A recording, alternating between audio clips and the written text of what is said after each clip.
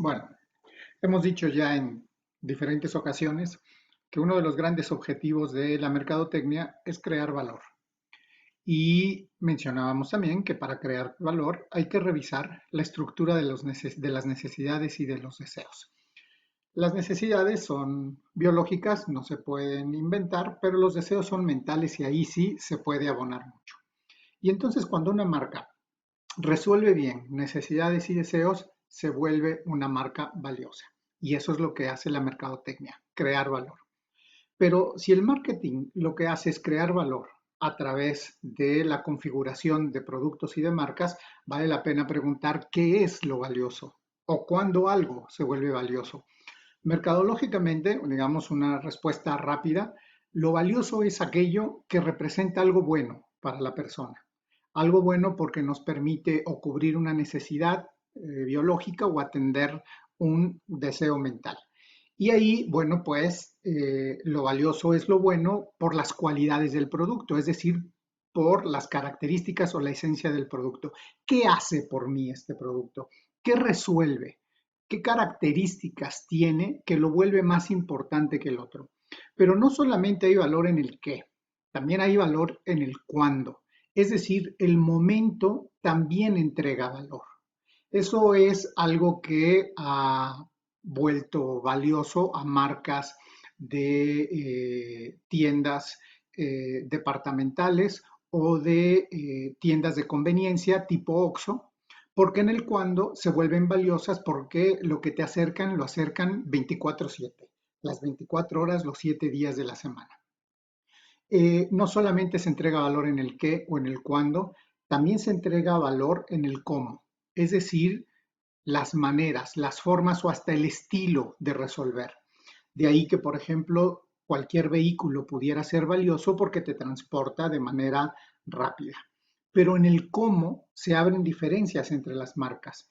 Un vehículo compacto te resuelve la necesidad del transporte, pero te cubre el deseo de la economía y de la sencillez. Pero viajando en un Audi, por ejemplo, o en un Mercedes, permites cubrir la misma necesidad, pero de otra manera. Es decir, el cómo, con lujo, con comodidad, con elegancia. También es importante el dónde, es decir, el lugar físico. Y ahí tiene que ver con las particularidades de la situación. Por ejemplo, cuando hablo del dónde, no tiene que ver necesariamente con el cerca o con el lejos, pueden ser ambas. Eh, para muchas personas, el mejor kinder para sus hijos es el que se encuentra más cerca de casa. Pero para aquellos que andan buscando vacaciones para descansar, para desconectarse de la vida diaria, el mejor lugar es el más lejano. Entonces, una marca acerca valor siempre que sepa configurar qué acerca, cuándo le acerca, cómo lo acerca, dónde lo acerca. En la suma de ellos puedes configurar una oferta valiosa y además ahí se abren matices. Es importante que revises para tu mercado cuál es el deseo más importante o la parte de estos adverbios que dije, el qué, el cómo, el cuándo, el dónde, el por qué, cuál se vuelve el más relevante. Piensa, por ejemplo, en Domino's. En Domino's Pizza, si te centras en el adverbio del qué, no aporta mucho. Porque, ¿qué entrega Domino's? Pues entrega una pizza tradicional, común y corriente, como la que entregan decenas de marcas en México. Entonces su valor o lo que la hace valiosa no está en el qué, está en el cuánto, está en el cuándo, está en el dónde. Esos tres adverbios la permiten configurarse como una marca valiosa. ¿Por qué? Porque en el dónde te dice te la llevo a tu casa y en el cuánto, ¿no? Y en el cuándo te va a decir si no llego en 30 minutos, entonces la pizza te resultará gratis. De esa manera, fíjate, no atiende todos los adverbios a los que me he referido, pero configura tres de manera muy bien que le permite desmarcarse y significar algo valioso. De la misma manera, tienes que revisar tú cuál es la configuración más importante y eso te va a permitir establecer una estructura de deseos alrededor de tu marca que puede hacer que la gente se vincule o se enganche fuerte con ellas. Vamos a ver qué tipos de deseos se pueden resolver.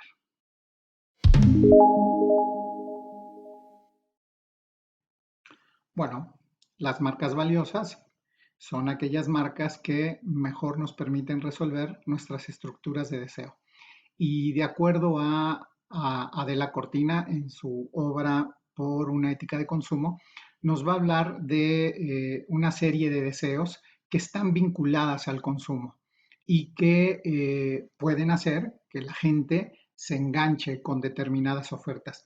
Ella habla, por ejemplo, de un deseo de identidad, que si lo conectamos con las necesidades de Maslow, Maslow va a hablar que después de estas necesidades biológicas, ¿no? Como el comer, como el dormir o como la necesidad de seguridad, el ser humano va a presentar necesidades sociales.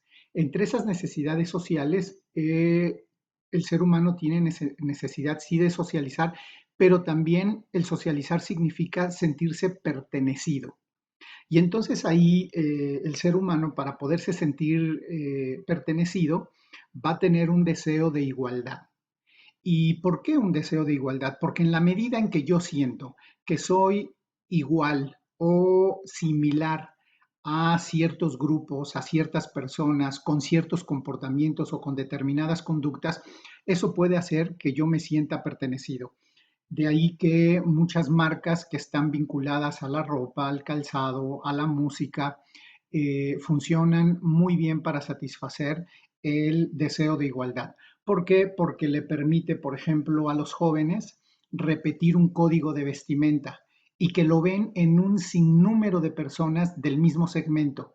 Y entonces la persona, a través de consumir esas marcas, esos códigos de vestimenta, le permite sentirse igual a ese grupo social, o bien al que pertenece o al que le gustaría pertenecer. Y eso le permite cubrir el deseo de igualdad. Este deseo de igualdad, de acuerdo a los adverbios que hablábamos hace rato, pues funcionan muy bien en el cómo, ¿no? ¿Cómo puedo yo expresar la igualdad? Porque una persona puede querer sentirse igual a otros a través de un grupo religioso, a través de una red social, pero hay quienes prefieren hacerlo a través de un código de vestimenta, a través de seguir un tipo de música específica, y entonces se vuelve relevante también el adverbio del cuántos. ¿Cuántas personas están sumadas a este código de conducta? Y entonces me sumo a él para poderme sentir igual, identificado y con ello pertenecido.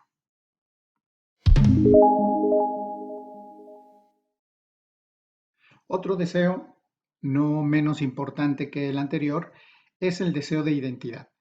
Eh, También Maslow habla de que dentro de las metanecesidades, las personas necesitan saber quiénes son. Y claro, es muy difícil contestar a esa pregunta, ¿quién soy? Y se vuelve más complicado porque de acuerdo a los psicólogos, a una persona le resulta muy difícil salirse de sí mismo para después voltearse a ver y ver cómo lo ven los demás. Entonces, como no podemos hacer eso, voltearnos a ver cómo nos ven los demás o salirnos de nosotros mismos, lo que va a hacer una persona es comprar marcas o productos que le devuelvan quién es. Y entonces de esa manera saber quién es. Es decir, que hay personas que desean marcas o que desean productos, no tanto para identificarse con un grupo social, como lo veíamos en el deseo anterior, sino para saber quiénes son ellos mismos. De ahí que hay productos tipo aplicaciones como TikTok que están teniendo un gran desempeño o una fuerte aceptación porque a través del video corto le permiten a la gente resolver este deseo. A través de un video corto yo te puedo decir o te puedo mostrar quién soy o qué me gustaría o quién me gustaría ser. Y entonces, bueno, van jalando todo un colectivo social que le permite a la persona resolver situaciones incluso de autoestima, saber quién soy a través de lo que consumo.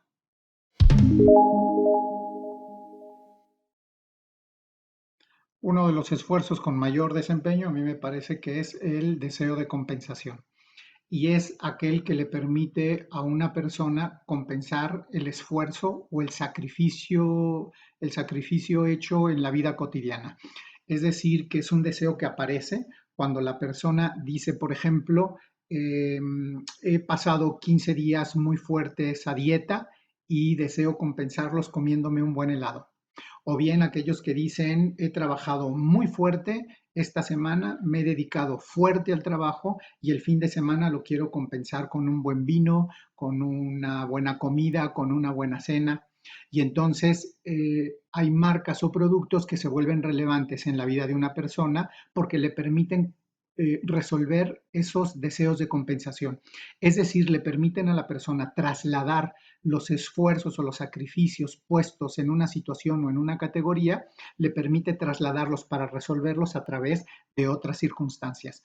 Muy pegadito a este deseo de compensación está otro que se llama de gratificación. Es muy parecido, solamente que en el de compensación la persona tiene una excusa para consumir. Es decir, yo quiero consumir un helado porque quiero compensarlo por el esfuerzo que hice a dieta. Es como una excusa. En el de gratificación no hay excusas. La persona se compra algo per se, es decir, simplemente porque lo quiere, no porque trabajó, no porque hizo un esfuerzo, un sacrificio o porque crea que se lo merece, simplemente porque lo quiere. Es decir, que el deseo de gratificación esconde los caprichos y los egoísmos de la persona. Bueno, hay marcas, sobre todo aquellas marcas de lujo, de mucho costo, que representan este tipo de deseo de gratificación, de gente que compra cosas simplemente porque las quiere, por capricho. Suena egoísta, pero es un deseo y finalmente funciona.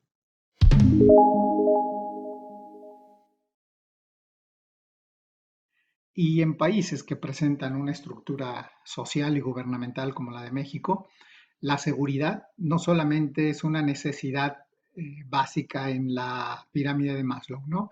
También es un deseo importante, porque lo que la gente necesita en distintos tiempos o en distintas circunstancias las quiere cubrir con seguridad. Sobre todo, como digo, en países como México, donde la constante sensación es de inseguridad o de una amenaza constante.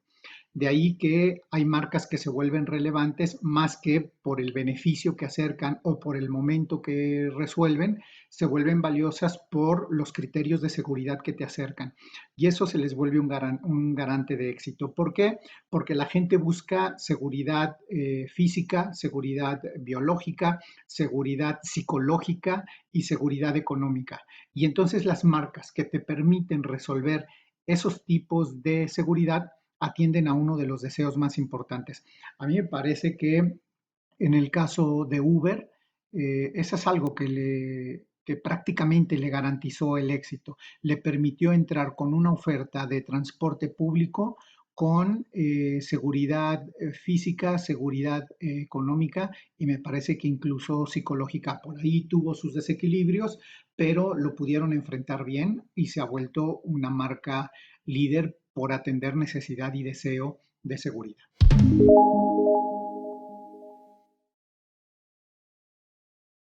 Finalmente, donde más ha experimentado la mercadotecnia es precisamente en el deseo de experimentación. En la persona, quizá por la rutina diaria, quizá por la constante monotonía que vivimos hoy las personas, la experimentación se ha vuelto un deseo verdaderamente relevante en la vida de toda persona. Y ahí creo que la mercadotecnia es donde más ha invertido. ¿Por qué? Porque decíamos que las necesidades en tanto son del cuerpo, son biológicas, no las puedes inventar, no las puedes crear, pero los deseos en tanto mentales sí. Entonces, allá afuera la competencia es voraz y todo mundo acerca más o menos la misma oferta. Hay 10 marcas acercándote refresco, hay 10 marcas acercándote jugos, hay 20 marcas acercándote pan o acercándote aceite. ¿Dónde está la diferencia en la experimentación? Por ejemplo, en una necesidad básica para cubrir la sed, que significaría simplemente tomar agua o tomar un refresco, pues la mercadotecnia nos ha llevado a deseos cada vez más sofisticados. Y entonces hoy una persona puede decir, tengo sed, necesito, aparece la necesidad, tomar algo, y luego aparece un deseo sofisticado. Pero no deseo resolver la sed con agua simple, ni con agua de sabor, ni con refresco. Quiero un té de frutas exóticas con un toque de gas. Es decir, aparece ya un deseo de experimentación muy sofisticado y es ahí donde más ha trabajado el marketing. A mí me parece que el deseo de experimentación incluso se ha podido llevar al extremo. Hemos visto, por ejemplo, en redes sociales, cuando se establecen retos fuera de toda lógica, que tú puedes preguntarte cómo la gente a través de una red social puede atreverse a cumplir con estos retos que atentan incluso contra la vida de una persona. Bueno, muchas veces es simplemente por el deseo de experimentar, de probar algo fuera de la rutina que incluso nos haga sentir vivos. Muy pegado al deseo de la experimentación está el deseo de la novedad. Esto significa que hay personas que desean consumir lo nunca antes visto. Ese es el deseo de la novedad, lo nunca antes visto. Pero este hay que pensarlo y hay que trabajarlo muy bien porque puede ser una trampa mortal.